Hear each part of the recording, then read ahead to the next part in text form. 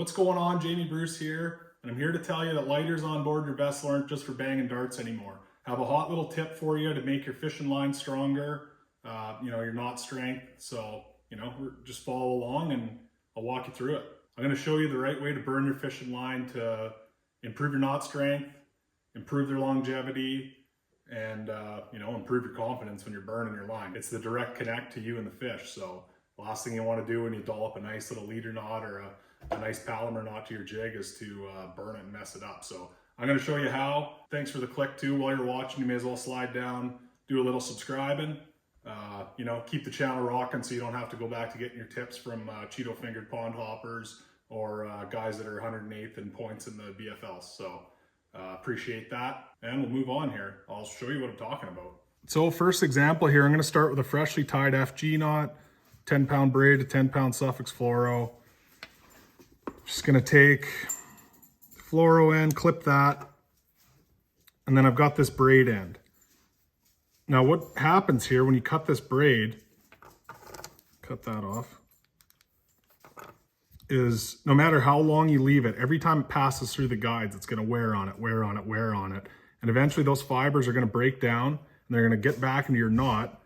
That's kind of the only way an FG knot fails. So, this tip will kind of remedy that, or at least reduce the amount of time it takes for it to happen. So I'm gonna cut that a little bit shorter there. And then here's the deal.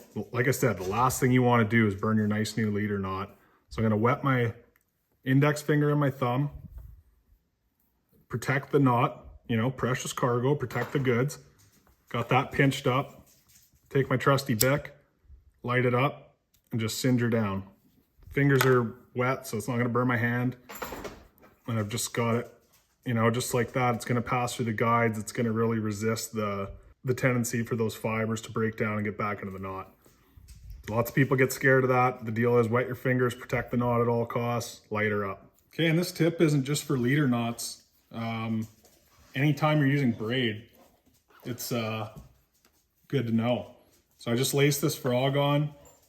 I don't know if you're like me, but I pretty much towed a frog around all summer in my rod locker and hardly ever touch it. So when I do pull it out and huck it, I want it to be good. So I just leave about a 1/4 inch of line left on there. Same deal.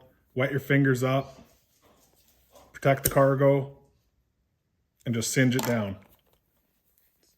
I challenge you now, if you go look at any of your direct braid knots you have in your boat right now or in your garage, look at them and you'll see the fray on the end of the knot. And that's really the only way it can fail,